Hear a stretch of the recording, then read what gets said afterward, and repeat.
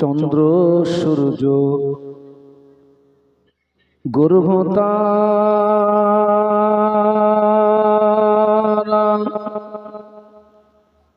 চন্দ্র সূর্য গ্রহ তারা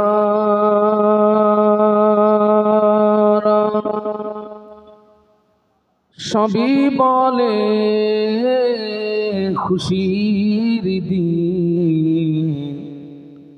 প্রথম যিনি তাসবিহ পড়েন রহমাতুল লিল আলামিন। আল্লাহুম্মা সাল্লি আলা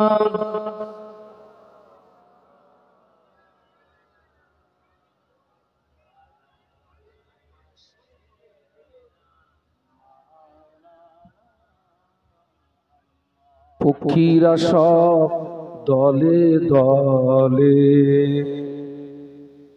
জাতি ও ভাষায় বলে বলো লা ইলাহা ইল্লাল্লাহ, লা ইলাহা ইল্লাল্লাহ, লা ইলাহা ইল্লাল্লাহ মুহাম্মাদুর রাসূলুল্লাহ। আল্লাহুম্মা সাল্লি আলা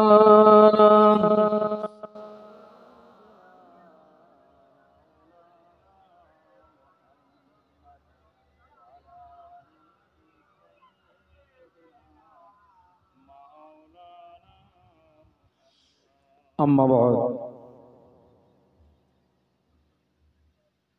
فقد قال الله تعالى في كلامه المجيد والفرقان الحميد: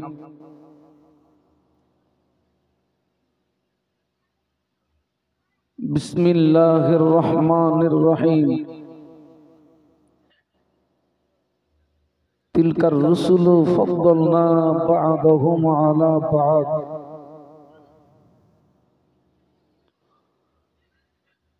قال رسول الله صلى الله عليه وسلم: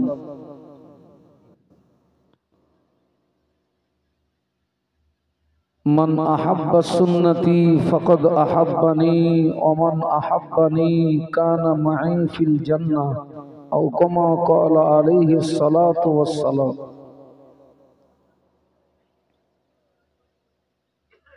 সম্মানীয় উলামা হযরত, সম্মুখে উপবিষ্ট ভদ্র মহোদয়গণ, পর্দার আড়ালে অবস্থিতা আম্মা এবং বোনেরা, আল্লাহ পাকের দরবারে অসংখ্য শুকরিয়া, যিনি আমাদেরকে দয়া করে জিকিরে নবী মুস্তাফা সাল্লাল্লাহু আলাইহি ওয়াসাল্লামের এই মাহফিলে উপস্থিত হওয়ার তৌফিক দান করেছেন। সকলে কৃতজ্ঞতা প্রকাশে মুহাব্বতের সঙ্গে বলি আলহামদুলিল্লাহ। প্রিয় নবীর মাজার মুকদ্দাসে জানাই অসংখ্য দরুদ এবং সালাম। সকলে অন্তরের অন্তরস্থল থেকে বলি সাল্লাল্লাহু আলাইহি ওয়াসাল্লাম। আমি এখানে আসার পরে আমি কর্তৃপক্ষদের কাছ থেকে আমি জেনেছি, মূলত আজকের এই মাহফিলটি হচ্ছে বিশ্ব নবী দিবস উপলক্ষে। আপনারা আমার দিকে তাকান। জিকির ইলাহি যেমন ইবাদত, তথা আল্লাহ পাকের জিকির যেমন ইবাদত, জিকিরে হাবিবি তথা বিশ্ব নবীর জিকিরটাও তেমন ইবাদত। একটু বলুন সুবহানাল্লাহ। আরো একবার বলছি, আল্লাহ পাকের জিকির ইবাদত, তেমন বিশ্বনবীর জিকিরটাও ইবাদত। আজকে আপনারা জানার শানে এই মাহফিল কায়েম করেছেন।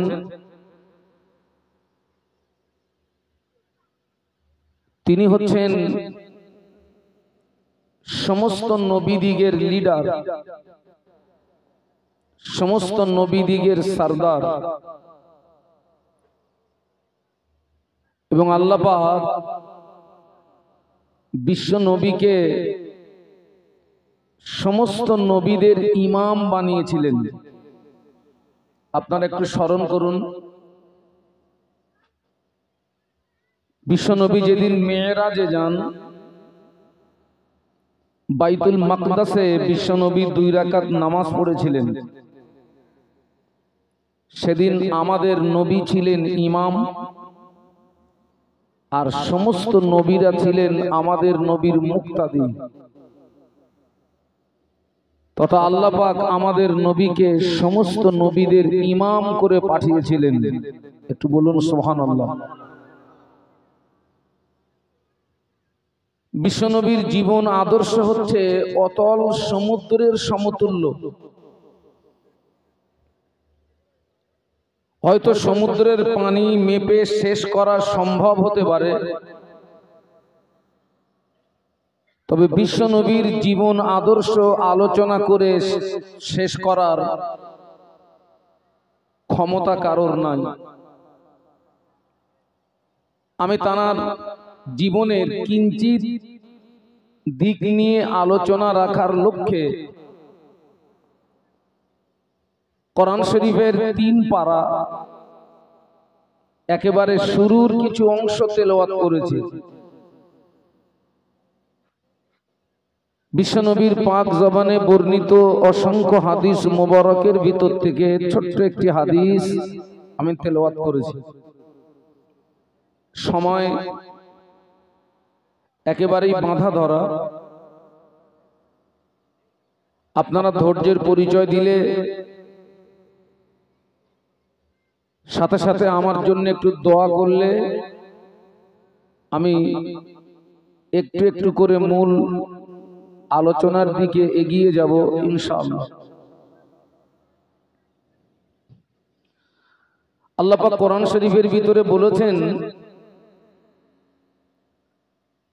ওই সমস্ত রাসূল যাদের একজনকে আরেকজনের উপরে আমি প্রাধান্য দিয়েছি, শ্রেষ্ঠত্ব দিয়েছি, মর্যাদা দিয়েছি। দেখুন, আমাদের নবী আসবার আগে আল্লাহ পাক যত নবী রাসূল পাঠিয়েছেন,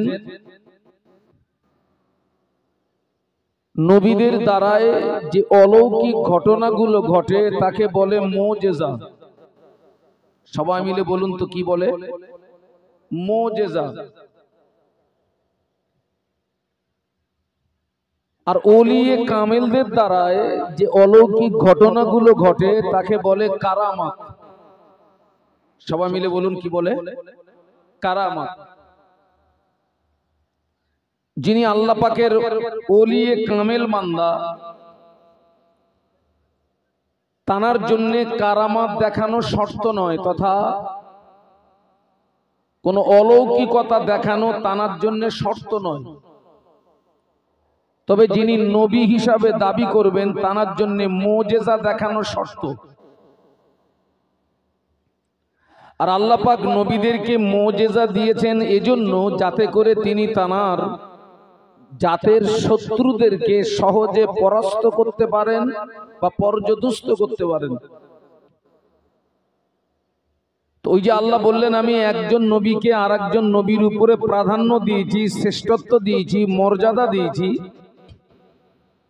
আমাদের নবী আসবার আগে যত নবী রাসূল এসেছেন, আল্লাহ মুজিজা হিসাবে একজন নবীকে যা দান করেছেন আরেকজন নবীকে তা দেননি। যেমন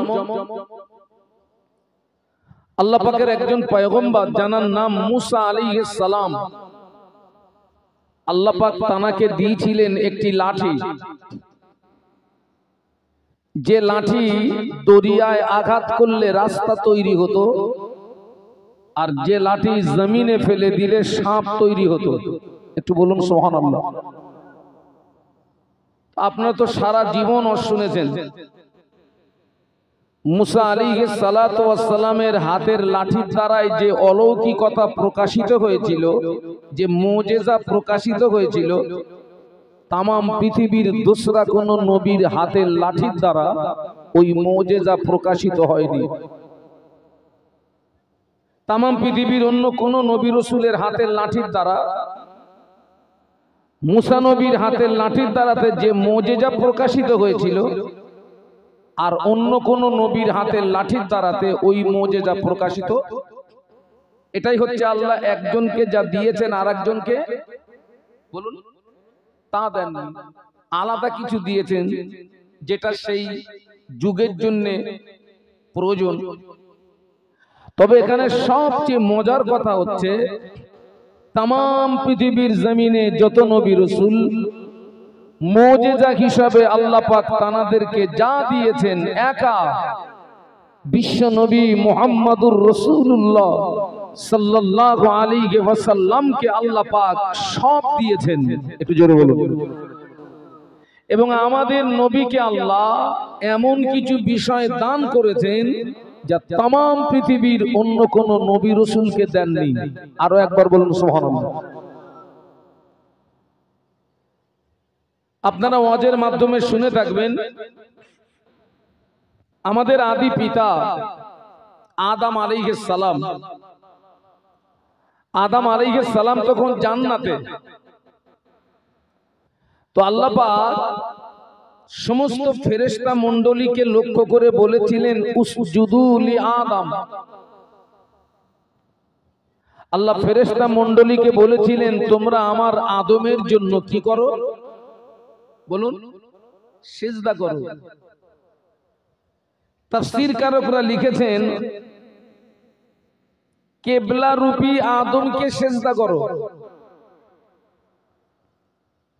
আল্লাহ পাক সমস্ত ফেরেশতা মণ্ডলীকে দিয়ে আমাদের আদি পিতা আদম আলাইহিস সালামকে সিজদা করিয়ে আল্লাহ পাক আদম আলাইহিস সালামের ইজ্জত এবং সম্মানকে আল্লাহ বাড়িয়ে দিয়েছেন। একটু জোরে বলুন। এই যে ফেরেশতা দিয়ে আল্লাহ আদম নবীকে সিজদা করিয়ে আদম নবীর সম্মান বাড়িয়ে দিয়েছেন, এটি ছিল একটা সময়ের সঙ্গে সীমাবদ্ধ। তার মানে ফেরেশতারা সিজদা করেছেন, সিজদা শেষ, দায়িত্ব শেষ। কিন্তু আমি একটা কথা বলেছি যে টোটাল নবীকে যা দিয়েছেন, একা আমাদের নবীকে সব দিয়েছেন। এবং আমাদের নবীকে এমন কিছু বিষয় দান করেছেন যা তামাম পৃথিবীর অন্য কোন নবী রাসূলকে দেননি। আচ্ছা, আপনারা তো সারা জীবন শুনেছেন বাবা, এই যে ফেরেশতা দিয়ে আদম নবীকে সিজদা করিয়ে আদম নবীর সম্মান আল্লাহ বাড়িয়ে দিয়েছেন, আমাদের নবীর জীবনের এই রকম একটা কিছু বলুন তো। আমার দিকে তাকান, আমার দিকে তাকান। এই যে আল্লাহ পাক ফেরেশতা দিয়ে আদম নবীকে সিজদা করিয়ে আদম নবীর সম্মান বাড়িয়ে দিয়েছেন, আমাদের নবীর জীবনের এই রকম কিছু জানা আছে আপনাদের? নেই। ইমাম ফখরুদ্দিন রাজি রহমতুল্লাহ আলাইহি হুজুরের লিখিত কিতাব, ওই কিতাবটির নাম হচ্ছে তাফসীরে কবির। কি নাম বলেছি? তাফসীরে কবির। তো ইমাম ফখরুদ্দিন রাজি রহমতুল্লাহ আলাইহি এর মারাত্মক কয়েকটা জবাব দিয়েছেন। আমি তার ভিতরে তিনটে মারাত্মক জবাব আপনাদেরকে শোনাচ্ছি। এই যে আল্লাহ ফেরেশতা দিয়ে আদম নবীকে সিজদা করিয়ে আদম নবীর ইজ্জত বাড়িয়ে দিয়েছেন, নাম্বার 1, আল্লাহ পাক কোরআন শরীফ 22 পারা সূরা আহজাবের ভিতরে বলেছেন ইন্নাল্লাহা ওয়া মালাইকাতাহু ইউসাল্লুনা আলান নবী ইয়া আইয়ুহাল্লাযীনা আমানু সাল্লু আলাইহি ওয়া সাল্লিমু তাসলিমা। সকলে একটু জবান খুলে বলুন আল্লাহু আকবার, আর একটু মহব্বতে বলুন। আচ্ছা, কোরআন শরীফের এই যে আয়াতে শরীফাটা আমি পড়লাম, আপনারা একটু লক্ষ্য করবেন, প্রত্যেকটা হুজুর যখন স্টেজে এসে ওয়াজ শুরু করেন, কোরআনের এই আয়াতে শরীফাটা বলে না বলে না? আমিও কিন্তু কোরআনের এই আয়াত দিয়েই কিন্তু আপনাদেরকে দরুদ শরীফ পড়িয়েছি না? কিন্তু এই আয়াতে শরীফার মানে আমরা অনেকে জানি না। আল্লাহ পাক বললেন, ইন্নাল্লাহা ওয়া মালাইকাতাহু ইউসাল্লুনা আলান নবী, নিশ্চয়ই আল্লাহ পাক স্বয়ং আমাদের নবীর উপরে দরুদের নজরানা প্রেরণ করে। একটু মহব্বতের সঙ্গে বলুন, পদ যদি বোঝেন তবে মজা লাগবে। স্বয়ং আমাদের নবীর উপরে কে দরুদের নজরানা প্রেরণ করে? আল্লাহ। শুধু তাই নয়, ওয়া মালাইকাতাহু ইউসাল্লুনা, যদি শাব্দিক অর্থের দিকে তাকানো হয়, এবং ফেরেশতারাও আমাদের নবীর উপরে দরুদ পড়ে। সুবহানাল্লাহ। এই যে আল্লাহ পাক আমাদের নবীর উপরে দরুদের নজরানা প্রেরণ করে, ফেরেশতারা আমাদের নবীর উপরে দরুদ পড়ে, এটা কোনো সময়ের সঙ্গে সীমাবদ্ধ নয়। কিন্তু আল্লাহ ফেরেশতা দিয়ে আদম নবীকে সেজদা করিয়ে আদম নবীর সম্মান বাড়িয়ে দিয়েছিলেন, ওটা ছিল একটা সময়ের সঙ্গে সীমাবদ্ধ। এই যে ফেরেশতারা নবীর প্রতি দরুদ পড়ে, আল্লাহ পাক প্রতিদিন ৭০,০০০ ফেরেশতা নাজিল করেন। কত হাজার বললাম? ৭০,০০০ ফেরেশতা। মিশকাত শরীফের রিওয়ায়াতে এসেছে, ওই ৭০,০০০ ফেরেশতা বিশ্ব নবীর মাজার মুকাদ্দাসের চারিপাশে ঘিরে দাঁড়িয়ে তাদের নূরের ডানাগুলো মেলে দিয়ে আমাদের নবীর উপরে দরুদ পড়ে। একটু জোরে বলুন। এই ফেরেশতাদের সময় হচ্ছে সকাল থেকে সন্ধ্যা। সন্ধ্যাবেলা এই ৭০,০০০ ফেরেশতা বলুন চলে যান, আল্লাহ আবার নতুন ৭০,০০০ ফেরেশতা পাঠান। এই ফেরেশতাদের সময় হচ্ছে সন্ধ্যা থেকে সকাল, আবার এই ৭০,০০০ ফেরেশতা চলে যাবে, আল্লাহ আবার একদল পাঠাবে, তাদের সময় হচ্ছে আবার সকাল থেকে সন্ধ্যা।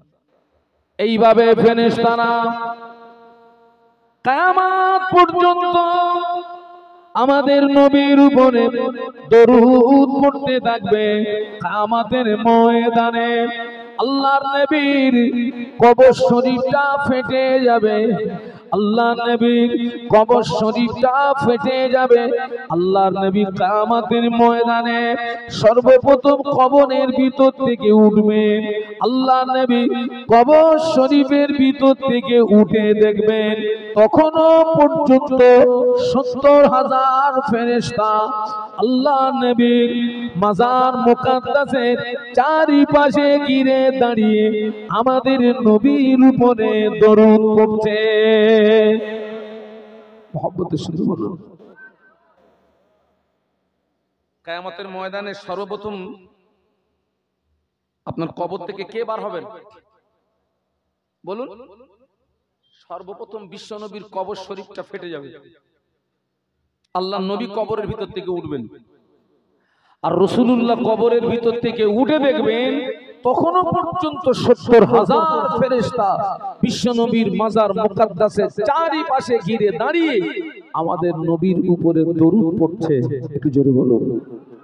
তার মানে ফেরেশতা যতদিন থাকবে ততদিন আমাদের নবীর উপরে দরুদ পড়তেই থাকবে। একটু মহব্বতের সঙ্গে বলতে পারলেন না? ইমাম ফখরুদ্দিন রাজি রহমাতুল্লাহ আলাইহি যে জবাব দিয়েছেন, এতে অঙ্ক কষে দেখা যাচ্ছে আদম আলাইহিস সালামের তুলনায় আমাদের নবীর সম্মানকে আল্লাহ বলুন বলুন বাড়িয়ে দিয়েছেন। আল্লাহ আমাকে ৩ বার মক্কা শরীফ মদিনা শরীফে নিয়ে গেছেন, আল্লাহ আমাকে 2 বার হজ পাকে নিয়ে গেছেন, গত বছর আমি একটু উমরায় নিয়ে গেছিলেন। আল্লাহ রাসূলের মাজার মুকাদ্দাস জিয়ারত করতে গিয়ে দেখি এখানে কি রাসূলুল্লাহর মাজার জিয়ারত করার কোনো মানুষ আছেন? কই? আলহামদুলিল্লাহ আলহামদুলিল্লাহ। আল্লাহ রাসূল সাল্লাল্লাহু আলাইহি ওয়াসাল্লামের মাজার মুকাদ্দাস জিয়ারত করতে গিয়ে দেখি ঠিক রাসূলুল্লাহর মাজার মুকাদ্দাসের সোজাসুজি সোনালী অক্ষরে কোরআনের এই আয়াতে শরীফাটা লেখা আছে, ইন্নাল্লাহা ওয়া মালাইকাতাহু ইউসাল্লুনা আলান নবী। একটু বলুন সুবহানাল্লাহ।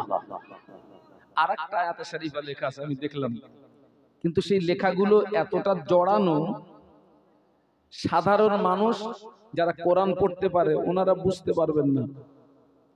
ভালো হয় ভালো আলেম হলে, আর যদি হাফেজ হয় তো আলহামদুলিল্লাহ। আর একটা আয়াতে শরীফা লেখা আছে। তবে তার আগে আপনাদেরকে জিজ্ঞাসা করি, আজকে আপনারা যে নবীর শানে মাহফিল দিয়েছেন, আপনাদের আকীদা তথা বিশ্বাস কি আমাদের নবী কবরে জীবিত না মৃত? সবাই মিলে বলুন। শুধু জীবিত না, বিশ্বনবী কবর শরীফে আজান এবং আকামাতের সঙ্গে বিশ্বনবী নামাজ আদায় করেন। একটু জোরে বলুন, একটু মহব্বতের সঙ্গে বলুন। আল্লাহ নবীর মাজার মুকাদ্দাসে সোজাসুজি কোরআন শরীফের আর একটি আয়াতে শরীফা দেখতে পেলাম, ইয়া আইয়ুহাল্লাযীনা আমানু লা তারফাউ আসওয়াতাকুম ফাওকা সাওতিন নবী। একটু বলুন আল্লাহু আকবার।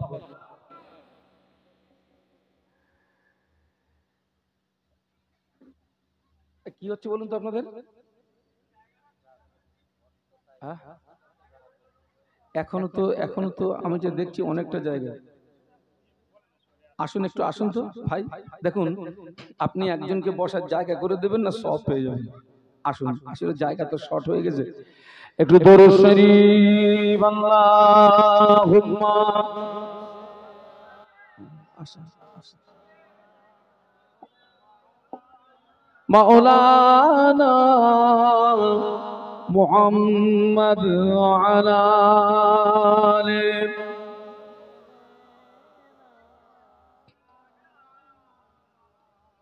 मेरे आँखों के पुतली में जलवा मोहम्मद का, मेरे दिल के आईने में नक्शा है मोहम्मद का। कोई जन्नत में जाएगा, कोई दोज़ख में पहुंचेगा। मदीने की तरफ दौड़ा दीवाना मोहम्मद का। अल्लाहुम्मा।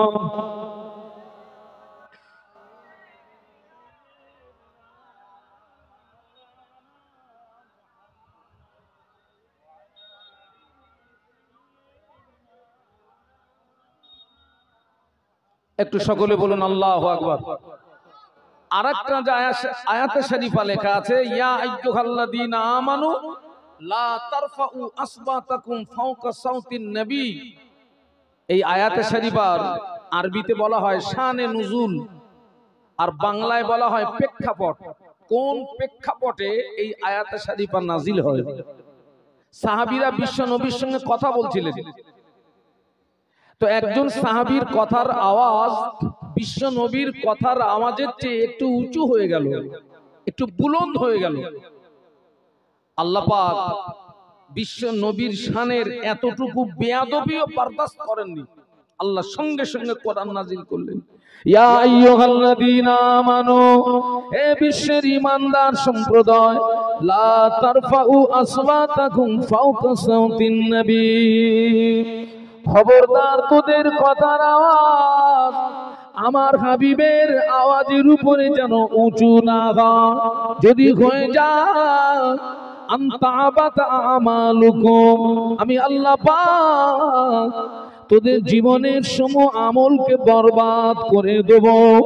ওয়া আনতুম লা তাশউরুন, আমি আল্লাহ পাক তোদের জীবনের আমল কি করে বরবাদ করব কিছুই বুঝতে পারবি না।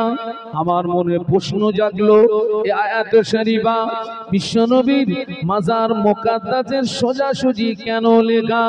ওই আয়াত শরীফার দ্বারা আল্লাহ পাক আগত হাজীদেরকে সম্বোধন করে বলেন, ও আমার হাজী বান্দারা, তোরা আমার নবীর মাজার মুকাদ্দাসের পাশে দাঁড়িয়ে উঁচু আওয়াজে কথা বলবি না, জোরে জোরে কথা বলবি না। কেননা আমার হাবিব কবরের ভিতরে জিন্দা। মোহাব্বত শুরু হলো।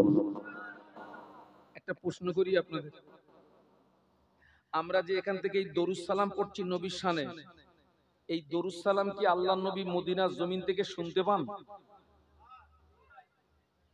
না, এটা আপনারা ভুল শুনেছেন।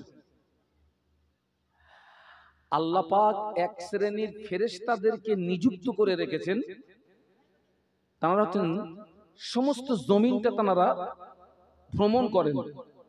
এই যে এখানে একটা মাহফিল হচ্ছে, সেই ফেরেশতারা এখানে হাজির হয়ে গেছে।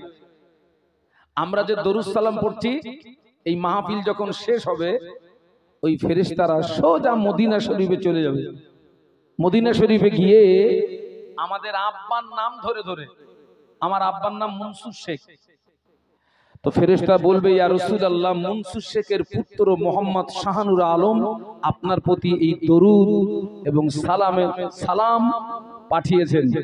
আল্লাহর নবী সেটাকে গ্রহণ করেন এবং খুশিতে মুচকে মুচকে হাসতে থাকেন। একটু জোরে বলুন। আর বিশ্ব নবীর মাজার মুকাদ্দাসের ওই গ্রাউন্ডের পাশে দাঁড়িয়ে যে দরুদ সালামগুলো পড়া হয়, ওই দরুদ সালামগুলো আল্লাহর নবী নিজে কানে শুনতে পান। একটু জোরে বলুন, আর একটু মহব্বতের সঙ্গে বলুন। আপনারা আজমির শরীফে গেছেন? আলহামদুলিল্লাহ। খাজা আজমিরি রহমাতুল্লাহ আলাইহি আজমিরের জমিনকে ধন্য করে শুয়ে আছেন। খাজা আজমিরি রহমাতুল্লাহ আলাইহির পীরের নাম ছিল হযরত উসমান হারুনি রহমাতুল্লাহ আলাইহি। কি নাম ছিল বাবা? উসমান হারুনি। পীর এবং মুরিদ দুইজনে একই সঙ্গে গেছেন হজ পাকে। আল্লাহ পাকের খানায় কাবা তওয়াফ করলেন, মাকামে ইব্রাহিমে নামাজ পড়লেন, জমজমের পানি পান করলেন, সাফা মারওয়া সাই করলেন, মিনা মুজদালিফা আরাফাত অবস্থান করে মক্কা শরীফ থেকে হজের কাজ সমাধা করে মদিনা শরীফে গেলেন। মদিনা শরীফে গিয়ে আল্লাহ নবীর মাজার মুকাদ্দাসের পাশে দাঁড়িয়ে আল্লাহ নবীকে সালাম দিলেন, আসসালামু আলাইকা আইয়ুহান নবিয়্যু ওয়া রাহমাতুল্লাহি ওয়া বারাকাতুহু, আসসালাতু আসসালামু আলাইকা ইয়া রাসূলুল্লাহ, আসসালাতু আসসালামু আলাইকা ইয়া হাবিবাল্লাহ, ইয়া শাফিউল মুজনাবিন, ইয়া রাহমাতাল লিল আলামিন। সালাম দেওয়া শেষ, আল্লাহ নবী মাজার মুকাদ্দাসের ভিতর থেকে যে সালামের জবাবটা দিয়েছিলেন, খাজা আজমিরি রহমাতুল্লাহ আলাইহি, পীর উসমান হারুনি রহমাতুল্লাহ আলাইহি আল্লাহ নবীর সালামের জবাব নিজে কানে শুনতে পেয়েছিলেন। আমরাও নবীকে সালাম দিয়েছি বাবা, আল্লাহর রাসূল আমাদের সালামের জবাব দিয়েছেন, কিন্তু আমরা শুনতে পাইনি। এর জন্য আমাদের কানের দোষ। কিসের দোষ? সেই কান আমরা তৈরি করতে পারিনি। ফিরে আসুন। ফেরেশতা দিয়ে আদম নবীকে সেজদা করিয়ে আদম নবীর সম্মান আল্লাহ কি করেছেন? আর সেটা ছিল একটা সময়ের সঙ্গে, মনে নেই, সীমাবদ্ধ। আল্লাহ আমাদের নবীর উপরে দরুদের নজরানা প্রেরণ করেন, ফেরেশতারা আমাদের নবীর উপরে দরুদ পড়ে। এটা কোনো সময়ের সঙ্গে সীমাবদ্ধ নয়। অঙ্ক কষে দেখা যাচ্ছে আদম আলাইহিস সালামের তুলনায় আমাদের নবীর ইজ্জতকে আল্লাহ নাম্বার 2 ইমাম ফখরুদ্দিন রাজি রহমতুল্লাহ আলাইহি জবাব দিচ্ছেন, আব্বা জান আদম আলাইহিস সালামকে আল্লাহ জান্নাতে জায়গা দিলেন, আম্মা জান হযরত হাওয়া আলাইহিস সালাতু ওয়াস সালামকে আল্লাহ পাক জান্নাতের ভিতরে জায়গা দিলেন। শুধু জায়গা দিলেন না, আল্লাহ পাক আমাদের আব্বা আম্মার বিয়ের ব্যবস্থাটাও করে দিলেন। জান্নাতের ভিতরে বিয়ের ব্যবস্থাটা করলেন। আলহামদুলিল্লাহ, বিয়ে হয়ে গেল। আব্বা জান ঘুমিয়েছিলেন, আব্বা আদম আলাইহিস সালাম ঘুমিয়েছিলেন। আব্বা আদম আলাইহিস সালাম ঘুম থেকে উঠে দেখে পাশে বিবি হাওয়া শুয়ে আছে। আমাদের আব্বা আম্মার বিয়ে হয় কোথায়? বলুন বলুন, দুনিয়ায় না জান্নাতে? আর আপনার কথা বলেন না কেন? আব্বা আদম মা হাওয়ার বিয়ে হয় কোথায়? জান্নাতে। বিয়ের ব্যবস্থা কে করেছিলেন? স্বয়ং। বিয়ে হয়ে গেছে, আব্বাজান ঘুমিয়েছিলেন। আব্বাজান ঘুম থেকে উঠে দেখে তো পাশে বিবি হাওয়া শুয়ে আছে। আব্বা আদম আলাইহিস সালাম আমাদের আম্মার দিকে হাত বাড়িয়েছেন। যেই হাত বাড়িয়েছেন, আমাদের আম্মা তখন আমাদের আব্বাজানকে লক্ষ্য করে একটা কথা বলেছিলেন। আম্মা হাওয়া আলাইহিস সালাতু ওয়াস সালাম বললেন, আল্লাহ পাক আমাদের জান্নাতের ভিতরে থাকার ব্যবস্থা করে দিয়েছেন। আল্লাহ পাক আমাদের জান্নাতের ভিতরে বিয়ের ব্যবস্থা করে দিয়েছেন। আলহামদুলিল্লাহ, বিয়ে আমাদের হয়ে গেল। হুজুর, আপনি যে আমার দিকে হাত বাড়াচ্ছেন, হুজুর আপনি কি আমার মোহরানাটা আদায় করেছেন? কোনটা রে বাবা? আমাদের আম্মা বলছে আমাদের আব্বাকে, হাত তো বাড়াচ্ছেন, আপনি আমার মোহরানা পরিশোধ করেছেন? আমাদের আব্বা আদম আলাইহিস সালামের কাছে টাকা আছে? কথা বলে না। সোনা রূপো কিছু আছে? জান্নাতে যা কিছু নাজ নিয়ামত, একটারও মালিক আব্বা আদম? জান্নাতে যা কিছু আছে একটারও মালিক কি আব্বা আদম? কে? আব্বা জান আল্লাহকে ডাক দিলেন, ও রব্বুল আলামিন আল্লাহ পাক, ও রব্বুল আলামিন আল্লাহ পাক, তুমি আমাকে দয়া করে জান্নাতের ভিতরে জায়গা দিয়েছো। আল্লাহ পাক, তুমি আমাকে দয়া করে জান্নাতের ভিতরে বিয়ের ব্যবস্থা করে দিয়েছো। আলহামদুলিল্লাহ, বিয়ে আমার হয়ে গেল। আল্লাহ পাক আমার বিবি হাওয়া আমার কাছে মোহরানা চায়, আমি কি দিয়ে মোহরানা আদায় করব? আমার বলে তো কিছুই নাই। আল্লাহ পাক জান্নাতে যা কিছু নাজ নিয়ামত সব কিছুর মালিকানা তো তোমার আল্লাহ, আমার বলে তো কিছুই নাই। আল্লাহ পাক বলে, আদম ঠিকই বলেছো আদম, সত্য বলেছো আদম। ও আমার নবী আদম, আমি আল্লাহ তোমাকে একটা রাস্তা বলে দিচ্ছি, তুমি জান্নাতের ভিতরে আমার আখিরি জামানার নবীর নামের উপরে 20 বার দরুদ শরীফ পড়ে না, আমি আল্লাহ পাক আমার হাবিবের উপরে পঠিত দরুদ তোমার পক্ষ থেকে তোমার বিবির মোহরানা বানিয়ে দেব।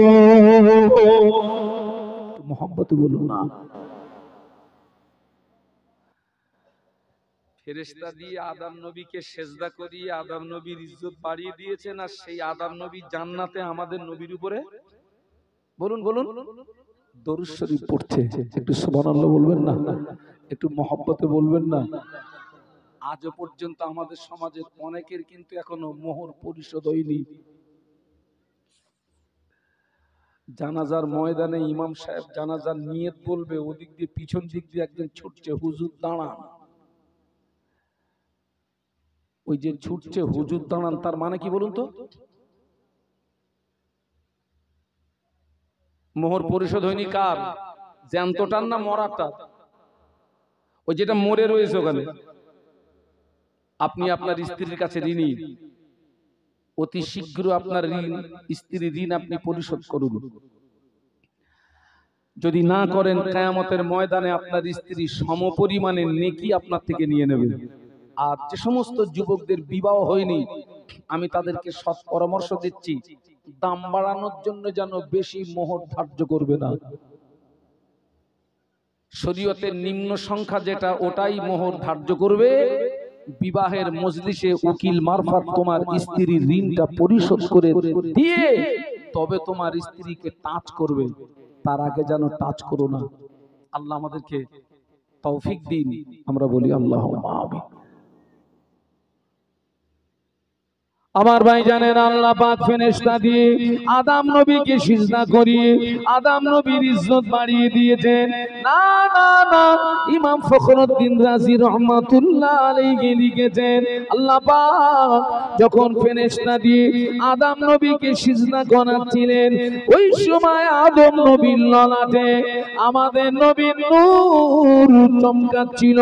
আল্লাহর নবী বলেছেন আউয়ালু মা খালাকাল আল্লাহু নূরি, আউয়ালু মা খালাকাল্লাহু নূরি।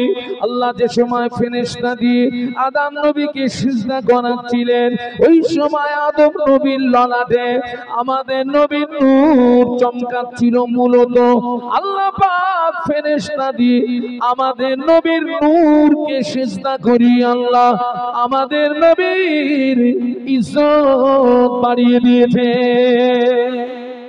মোহাম্মতের সাথে বলুন, ও ফেরেশতা আদম, ও সিজদা আদম নবীকে নয়, তখন আদম আলাইহিস সালামের ললাটে আমাদের নবীর বলুন বলুন নূর চমকাচ্ছিল। আল্লাহ মূলত ফেরেশতা দিয়ে আমাদের নবীর নূরকে সিজদা করিয়ে আল্লাহ আমাদের নবীর ইজ্জত এবং সম্মানকে আল্লাহ বাড়িয়ে দিয়েছেন। একটু জোরে বলুন, আর একটু মোহাম্মতের সাথে বলুন। টোটাল নবীকে যা দিয়েছেন একা আমাদের নবীকে সব দিয়েছেন। তাম পৃথিবীর জমিনে যত নবী রাসূল আল্লাহ তাআলাদেরকে যে মুজিজা দিয়েছিলেন, নবীরা কবরে মুজিজাও, আরে আপনারা কথা বলেন না কেন? নবীরাও কবরে, মুজিজা কোথায়?